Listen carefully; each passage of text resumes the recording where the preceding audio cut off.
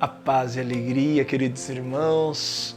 Nós gostaríamos de chegar hoje até você, aproveitando desse dia tão profundo, dia de silêncio, dia de recolhimento, dia em que estamos meditando o máximo do amor do Cristo a nós, a sua paixão, a sua paixão. E é por isso que nós gostaríamos hoje de explicar a diferença da paixão do mundo e a paixão de Cristo. O que é a paixão para o mundo e o que é a paixão de Cristo?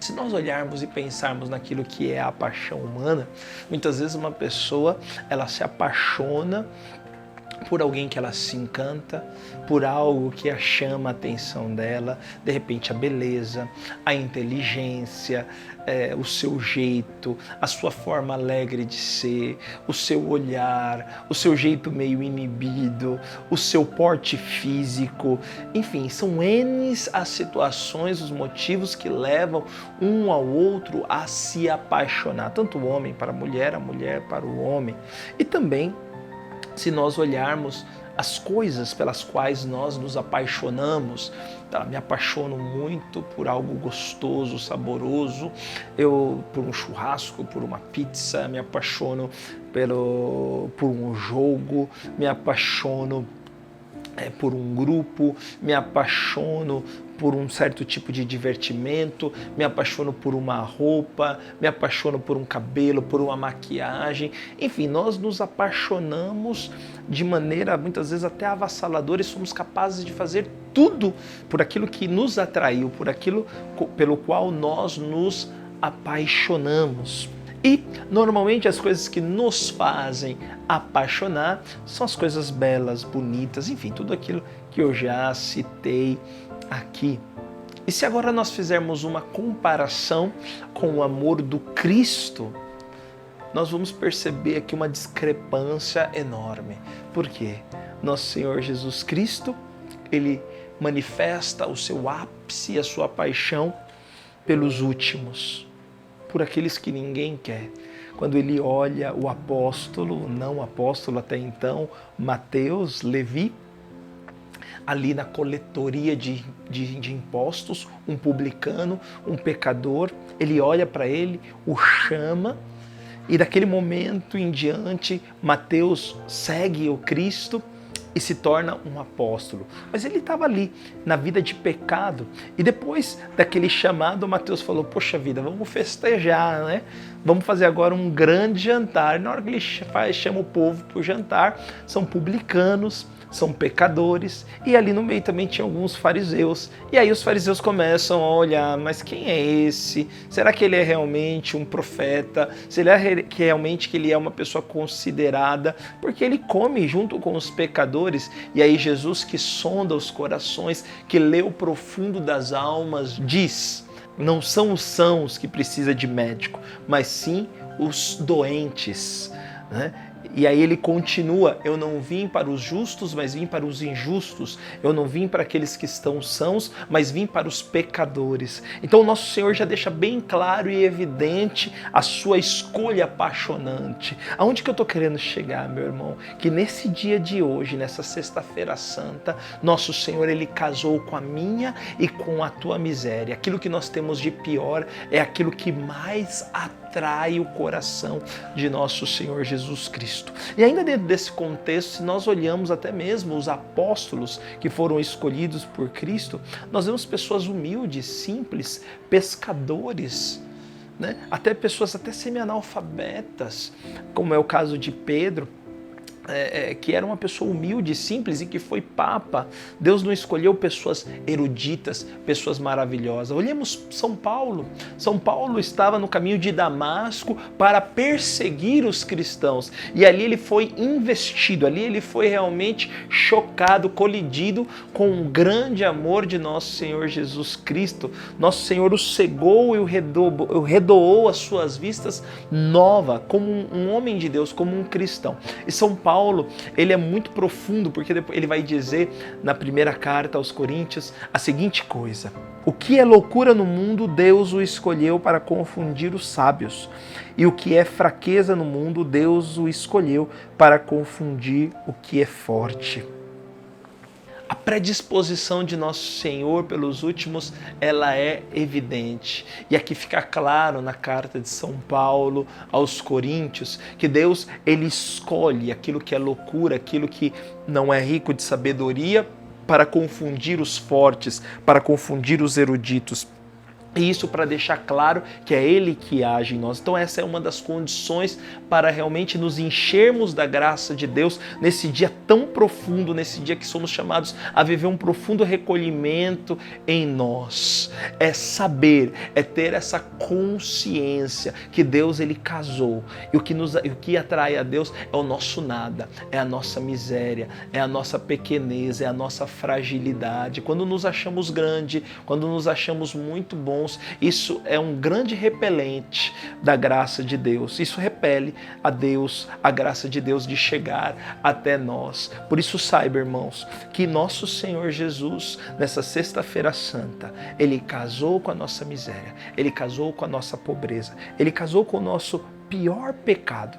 Por isso, esse pior pecado, em nome de nosso Senhor Jesus Cristo, ele vai ficar sepultado agora, porque o mesmo Senhor que disse àquela mulher que foi pega em adultério: olha, mulher, cadê aqueles que te condenavam? Ninguém te condenou, nem eu te condeno. Vai e não tornes a pecar.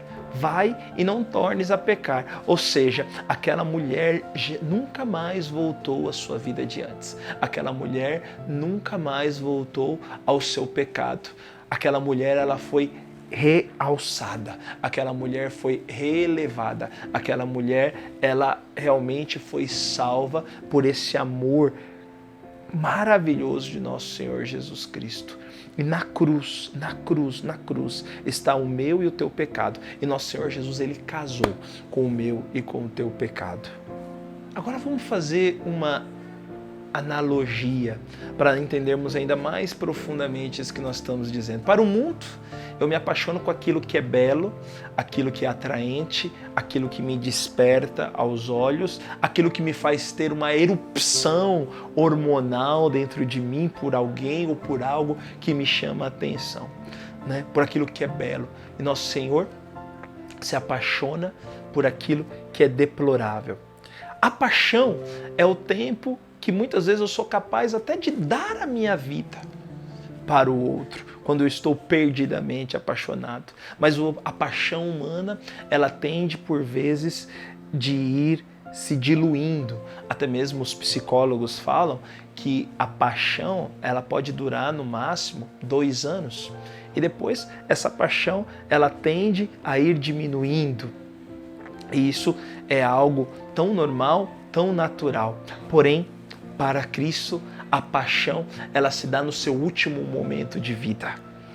Ou seja, o amor de Deus é um amor increscente, é um amor que sempre sobe, é um amor que sempre eleva. O amor de Deus nunca diminui, assim como diz Cântico dos Cânticos. Pois o amor é forte, é como a morte, suas chamas são chamas de fogo. Quisesse alguém dar tudo o que tem para comprar o amor, seria tratado com desprezo. Depois 1 João, no capítulo 4, no versículo 8, vai dizer que Deus é amor. A sua essência é amar. Então nosso Senhor, ele não pode negar a si mesmo. Ele nos ama, assim como nós somos, queridos irmãos. Exatamente assim como nós somos.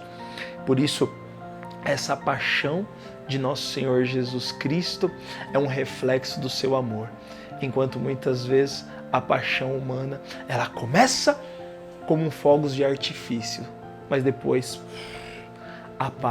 se torna como palha seca, se torna um nada. Por isso, Coloquemos o amor do Cristo, a paixão de Cristo em todos os nossos afazeres. E aí nós vamos perceber que dentro das nossas relações, até mesmo dentro das nossas casas, com as nossas famílias, com os nossos amigos, com a nossa fraternidade de evangelização, com as pessoas com as quais nós convivemos, se nós deixamos esse amor de Cristo apaixonante agir profundamente em nós, pronto, a coisa está feita, né?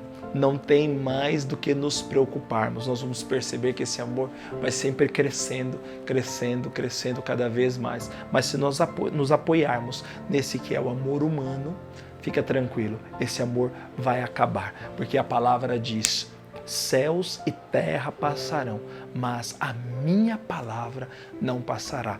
É ela que permanece e ela se torna estática. Ela se torna estática hoje, porque Cristo morreu e congelou o tempo e tudo passa diante deste amor. E é por isso que Deus, Ele veio há 2000 anos atrás para te salvar. E essa salvação que foi ganhada lá na cruz chega até nós. Nós não estamos fazendo uma celebração memorial, estamos relembrando um homem que deu a sua vida por nós. Não.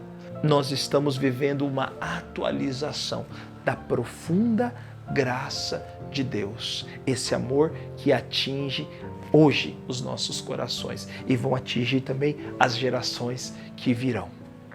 Por isso, irmãos, diante de tudo isso que nós estamos falando, nós temos motivos de sobra para nos alegrarmos, para nos sentirmos profundamente amados, envolvidos, profundamente queridos, né? Nós não estamos sós.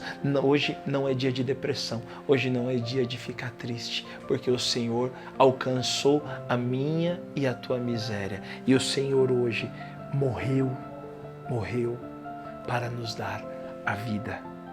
E nós estamos com Cristo nessa, para sentirmos as suas dores, que foi por amor a mim, por amor a você, por amor a cada um de nós.